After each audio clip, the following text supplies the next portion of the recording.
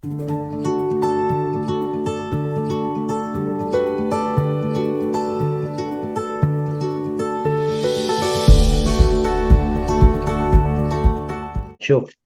traduce jueces. Sobre el tema de Shoftim, vamos a concentrarnos en el capítulo 17 del versículo 14 en adelante. Las temáticas, el nombramiento de jueces y de policías. Miren, una sociedad funciona cuando hay orden, cuando hay justicia. Una sociedad donde no haya justicia es una sociedad que tiende a desaparecer. Esa misma circunstancia fue una de las circunstancias más potentes que hizo que se extinguiera la humanidad prácticamente de la época de Noah.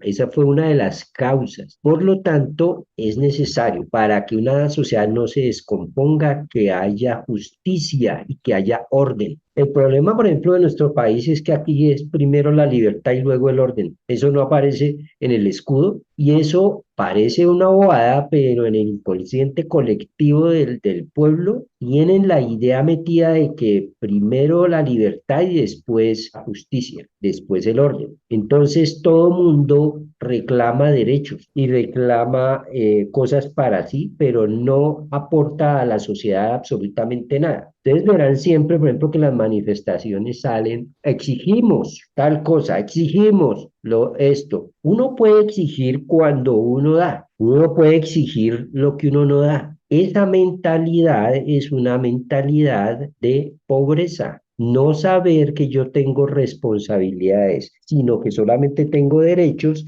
es un grave problema. Y basado en eso, entonces aprovechan los políticos de turno, los populacheros, a ofrecer cosas para aquel que está esperando que le den. Y por eso es que el pueblo elige gente incapaz o gente que va con el deseo simplemente de llenar sus arcas corruptas y no de hacer una labor real para el beneficio de todos. Pero para que haya justicia, primero la justicia debe ser un tema equilibrado. No puede haber justicia. Los que hacen las leyes son tanto o más inconscientes que el mismo pueblo. Y muchas veces se hacen las leyes no para solucionar una problemática verdadera, sino para ser populares, para mantener el cargo, para que le sigan votando a ese líder o partido, pero no es lo que realmente se necesita. Una ley debe ser lo más cercana posible a lo que ordena la Torá. En la Torá se nos dictan las normas y preceptos no para amargarnos la vida, sino para tendernos un camino propicio a lograr el objetivo en nuestra vida.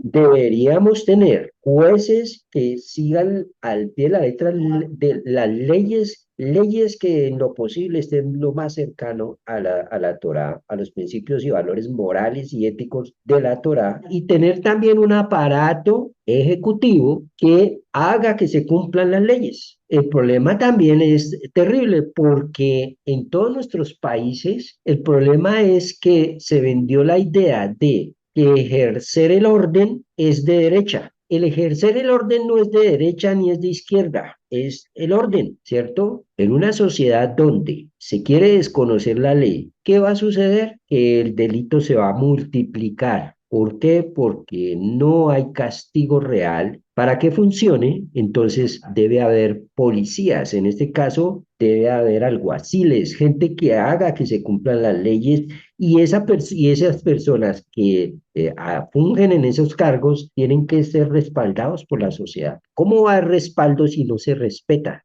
a la autoridad? Eso es parte del nivel de mentalidad tan básica que hay en nuestra sociedad. Segundo tema, prohibición de pervertir el juicio, prohibición de otorgar favoritismos para aquel que va a ejercer autoridad, prohibición de soborno, prohibición de plantar árboles y construir monumentos en el monte del templo, porque en los templos paganos se llenaban de flores, se llenaban y siempre había un arbolito ahí al que iban a sacrificar y a adorar y a pedirle cosas. Eso mismo no debe pasar en el templo del Señor. Usted no puede hacer nada de lo que hacen los idólatras, así lo haga con buenas intenciones. Castigo por practicar la idolatría. ¿Cómo se había de manejar el Tribunal Supremo sobre el tema de la monarquía del rey, los donativos a los sacerdotes, la advertencia sobre las prácticas de la idolatría, idolátricas, sobre el tema de los profetas, sobre la ciudad de refugio, sobre la ciudad de refugio son cómo se va a organizar esas cárceles que se necesitan para que esas leyes que hace cumplir los policías y los jueces puedan remitir a los detenidos a un lugar correcto para resocializar a esa persona, sobre los testigos, sobre la guerra, cómo proceder, cómo es el trato al enemigo, sobre los árboles del territorio enemigo, ante la muerte que no puede resolverse. Pregunta sobre la elección del rey. ¿Cómo se elige al rey? ¿Quién es el que elige al rey? ¿Por qué no puede ser el rey alguien que no sea del pueblo de Israel? ¿Qué tiene de malo tener muchos caballos? ¿Por qué la Torá recalca que el rey no debe tener muchas mujeres? ¿Por qué no debe acumular para sí mucho dinero, el rey? ¿Cómo podemos saber a quién Dios eligió como rey? Entonces, pongámoslo en palabras de hoy en día. ¿Cómo podemos saber quién es el líder ideal? ¿Y cuáles son los medios para poder elegirlo? Una pregunta básica. ¿Por qué? En nuestra sociedad, la gente elige hoy en día a los mandatarios por su verbo, por su imagen. Esa es la base. La gente vota porque me cae bien, pero ¿por qué le cae bien? Porque es como agraciado, porque parece que es bueno, pero no por sus ideas. La gente vota para elegir a sus mandatarios porque habla muy bien, pero no por qué es lo que dice, lo que habla, cuáles son las ideas que él tiene o ella tiene. Entonces, vamos a abordar este punto. ¿Cómo podemos saber quién es el líder ideal? ¿Y cuáles son los medios para poder elegirlo? Lo primero que podemos notar es que la Torá no es partidaria de un sistema en el que el pueblo sea algo que gobierna. Punto uno. ¿Por qué? Lo tenemos.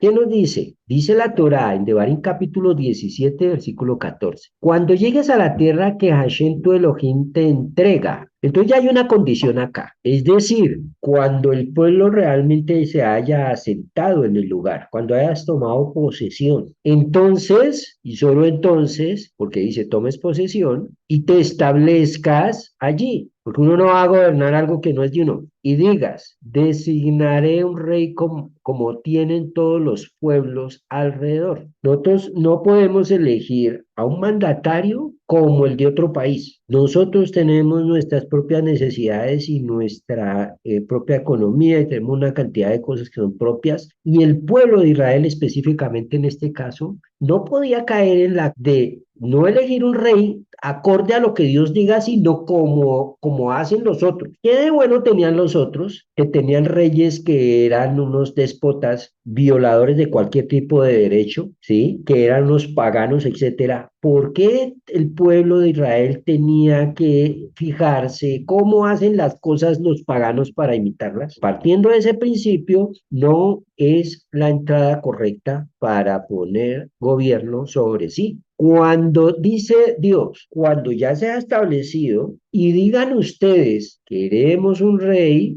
ese rey que quieren va a ser de acuerdo a lo que diga Hashem, porque nos dice deberás designar, es una orden. ¿Qué tipo de rey? Un mandatario, un rey sobre ti, únicamente a quien elija Hashem. Fíjense de entrada que aquí el tema de la democracia no cuenta.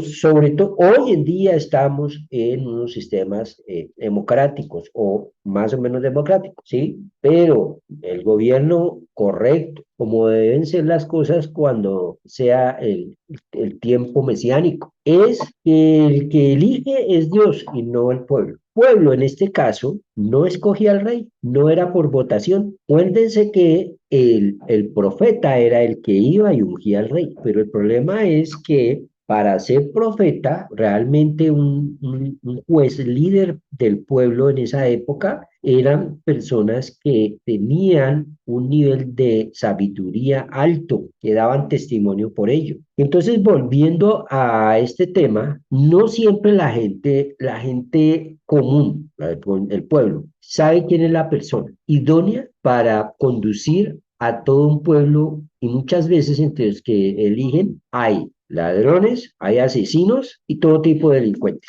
¿sí? Ahí lo que tenemos que escoger es el menos, cuál es el menos peor, pero el ideal no es ese. Los que realmente pueden elegir, los que idealmente pueden saber quién es un buen líder o no, son los sabios. Y ellos, en base a su sabiduría, pueden determinar cuáles son los requisitos necesarios para que alguien ocupe ese cargo. Obviamente, vuelvo y les digo, sabios en Torah. Sin duda, un líder debe tener conocimientos y valores morales, filosofía y ética para poder gobernar correctamente. ¿Sí?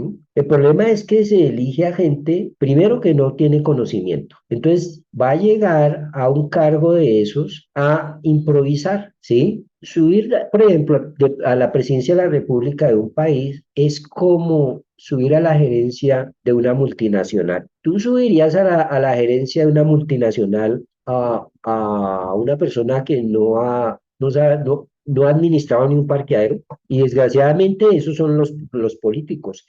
No todos, pero sí la gran mayoría son gente que nunca ha hecho empresa, nunca no son excelentes profesionales. Como mínimo debe ser un excelente profesional. Un excelente profesional es una persona que es un buen gerente, un buen administrador, un buen gestor de los recursos, y los recursos estamos hablando recursos económicos y estamos hablando de recursos humanos. Un buen gerente coloca y escoge gente adecuada. Y esa gente adecuada debe ser gente, hablamos de adecuada porque es gente profesionalmente apta para lo que va a hacer, para ejecutar el cargo al que se le nombra.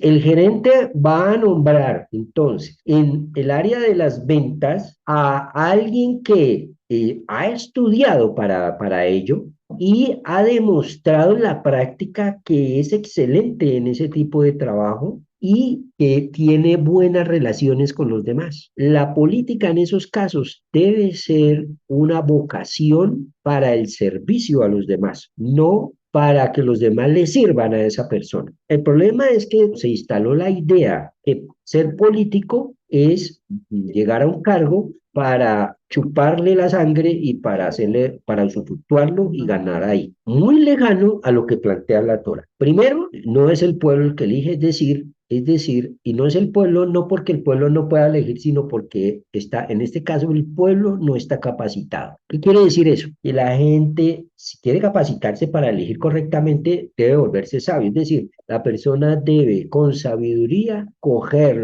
lo que dice cada una de las propuestas de los candidatos y leerlas y estudiarlas y entender qué es lo que quiere decir esta persona y saber, y entender quiere decir si eso que dice se puede aplicar o no se puede aplicar. Entonces, los sabios, métase usted ahí, si analiza por qué es que se necesita, cuál es la idea que plantea este candidato, etcétera. Este candidato, si alguna vez ha conducido bien su casa, su familia, etcétera, puede llegar a gobernarnos o no. Entonces, sin duda, un líder debe tener conocimientos y debe tener valores morales, que tiene unos pensamientos totalmente en contra de la Torá. Ahora, cuando en la bandeja te quedan unos candidatos y todos son mundanos, ahora vas a mirar cuál es el que dentro de ellos menos daño va a hacer. Pero abstenerse de votar, por ejemplo, es dejar en manos de otro la decisión que tú también tienes la obligación, porque dice, debes escoger un rey o debes poner un rey, el rey que Dios designe, a ese le debes seguir. Entonces tenemos una obligación ahí. Hoy en día, entonces, muchas personas no saben cómo se debe elegir un buen líder. Me refiero a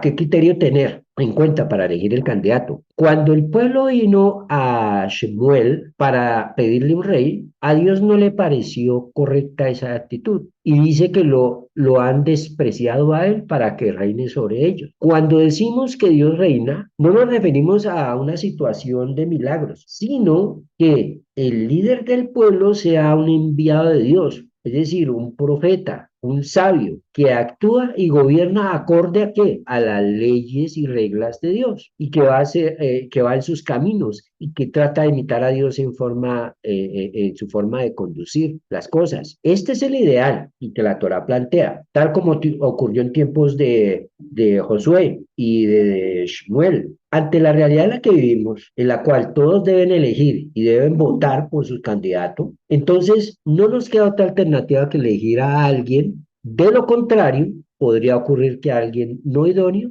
tome ventaja. La Torá dice en el capítulo 17, versículo 14 al 20, debe designar rey sobre ti únicamente a quien elija Hashem. El rey deberá, es una orden para el que gobierne, deberá ser alguno de tus hermanos, es decir, alguien que conozca tu realidad. No nombres como rey a un ajeno que no sea de tus hermanos, ¿bien? Es decir, en esta época no podían elegir a un moabita como rey del pueblo de Israel, por supuesto. ¿Por qué? Porque no tiene los valores que tienes tú. Sin embargo, el rey no podrá tener muchos caballos. ¿Qué es eso? Para evitar que mande gente a Egipto, para incrementar su caballería, pues Hashem le advirtió, nunca más vuelvan por ese camino. Lo explicamos. Tampoco debe tener muchas esposas, para evitar que se descarríe su corazón, ni tener demasiada plata u oro, ¿eh?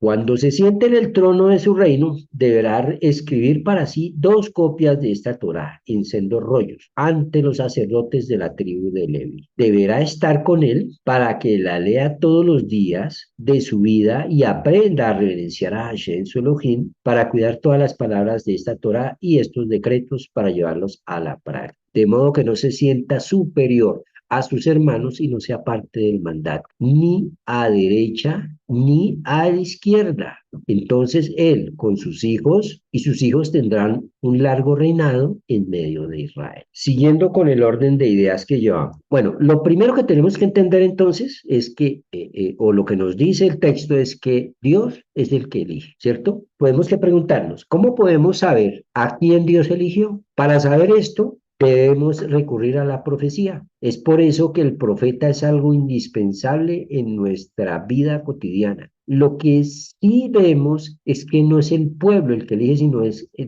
Dios el que va a poner un individuo para que dirija a todos los demás. Otra cosa que queda claro es que no puede ser alguien que no sea del pueblo de Israel, pues ya lo leímos, ¿sí? La importancia de que sea alguien del pueblo es que al ser parte del pueblo va a preocuparse por él, no le va a ser indiferente. Ojo, como el pueblo de Israel es todo, eran todos los sacerdotes, incluido el rey, incluidos los escribas, incluidos todos y la gente común, el agricultor, todos eran el pueblo de Israel. Entonces, un gobernante debe llegar a gobernar a todos y no gobernar por una parte nada más. ¿Ven? ¿Ven? Si un mandatario ganase las elecciones con el 100%, quiere decir que todo el mundo está de acuerdo y entonces todo el pueblo está de acuerdo. Pero si un mandatario gana con una parte, va a gobernar con su programa teniendo en cuenta que solamente ganó con unos pocos votos y que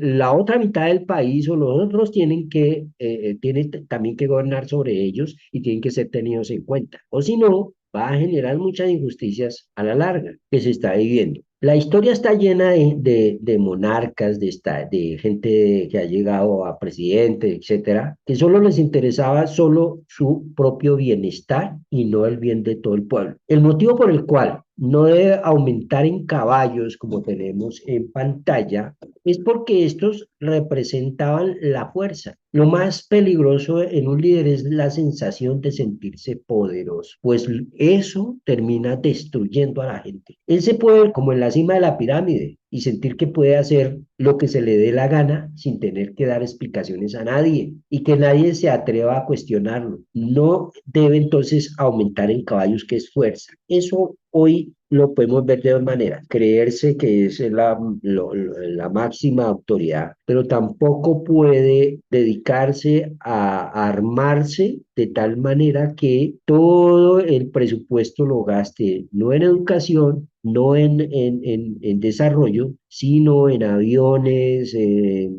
helicópteros, en tanques de guerra, en todo eso. Y ese realmente es el paso que siguen casi todos los dictadores. Todo dictador que suba, lo primero que hace es empezar a armarse, ¿m? A armar milicias, a armar, porque dice, para evitar que la gente, que mande gente a Egipto, es decir, en la Torah, Rashi lo explica, es que dice, para que el pueblo no vuelva a Egipto. ¿Qué es volver a Egipto? A la esclavitud. Un pueblo que elige a alguien que se arma, que se cree tan poderoso que nadie lo puede controvertir, entonces ese pueblo a la larga va a terminar sufriendo como un esclavo. No debe aumentar en mujeres. Esa es la siguiente. Tampoco deberá tener muchas esposas. Dice 18. Rashi explica que los reyes en la época, hoy en día, no es como hace casi 4000 años. En esa época, las costumbres, la cultura, todo era diferente. No debe tener muchas esposas. Podía tener hasta 18, pero él solamente tenía 6, el rey David. Precisamente para evitar que se descarríe su corazón, es decir, que se le llene de cucarachas la cabeza. Primera de Reyes, capítulo 11:4 dice, en efecto, cuando Salomón llegó a viejo,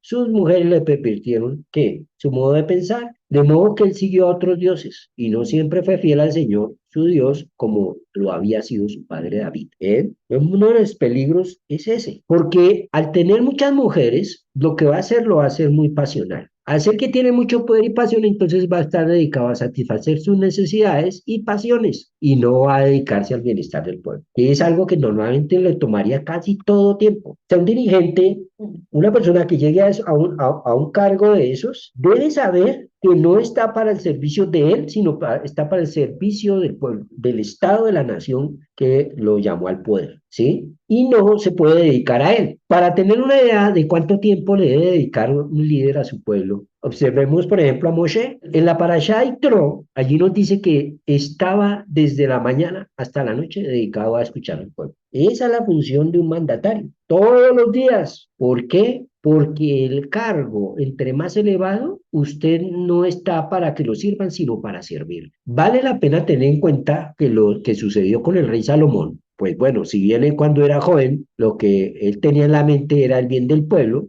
por eso él no pide riquezas o poder para él, sino que pide de Dios sabiduría para poder conducir al pueblo. Luego, a causa de su gran pasión, va a caer, como lo vimos en la Primera de Reyes. El versículo que dice, ni tampoco ha de multiplicar para sí mujeres, de Barín 17:17, para que no se aparte de mi corazón. Su corazón se refiere a la sabiduría, que es lo indispensable para poder gobernar bien al pueblo. Y las pasiones no lo dejarán actuar con sabiduría. Esto hará que el líder o del líder una persona con moral y ética, es decir, alguien que no se deja arrastrar por el exceso de poder ni la pasión. Con respecto a que no tenga exceso de dinero, como dice en el mismo versículo, ni tener de matada plata u oro, a diferencia de las prohibiciones anteriores, con esta no nos dice cuál es el motivo. Por otro lado, nos recalca algo que sí debe hacer. ¿Qué debe hacer? Debe escribir un rollo de Torá, pero no es un rollo,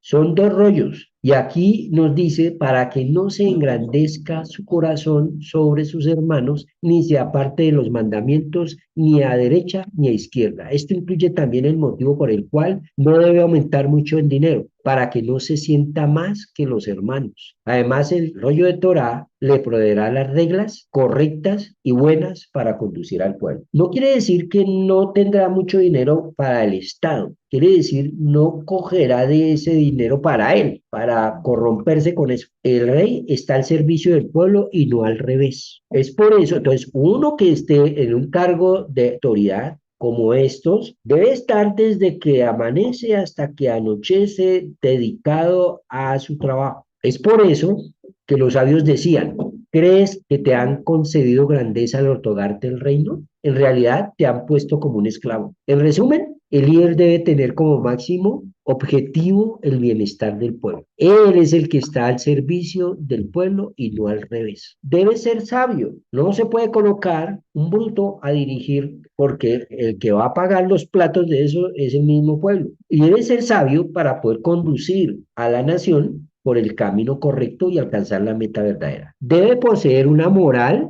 alta y buenas cualidades para que no sea parte del buen camino y no destruya al país al preocuparse más por sus intereses, por sus pasiones, por sus deseos que por el bienestar del pueblo. El líder debe encarar los problemas básicos de la sociedad. Precisamente el líder que escoge Dios para el pueblo de Israel y para la máxima labor que es sacarlos de la esclavitud es tartamudo. No era una celebridad echando lengua. Ese era Moshe. Moshe no era el que seducía, no era el que ganaba el rating por la imagen o por el verbo que se echaba. Espíritu típico del político que no es el adecuado, es decir, de hablar, es que esto no está bien, es que esto tampoco está. Identificar que no está bien generalmente es lo fácil. Saber que alguien está enfermo es fácil. Ahora cúrelo. Para curarlo hay que saber, hay que quemarse las pestañas estudiando y hay que pasar años sirviendo y aprendiendo a poner en práctica lo que sabe en teoría. Entonces, ¿quién es ese individuo? Debemos prestar atención tanto al aspecto de la sabiduría como también si una persona es correcta. ¿Cómo logrará ese candidato hacer lo que propone en su campaña electoral? Debemos analizar lo que se sabe de él y de su vida particular. Si ese líder es alguien que no engaña, que no vive diciendo mentiras, que fue fiel a su palabra, que tiene una buena familia, todo esto nos habla acerca de los métodos que utiliza para llevar a cabo sus planes. ¿Cuál es la ideología que él representa? Por ejemplo, si es un candidato que quiere combatir la delincuencia, la droga, etcétera, vemos que se trata de alguien con principios y que vela por la sociedad en general, pero si su objetivo es solo bajar la inflación o un mejor estatus de vida, no es eso lo importante. Luego debemos analizar si le será posible hacer lo que promete y si no se trata meramente de un discurso demagógico. Bien, vamos a darle compartir. Ahora sí, preguntas.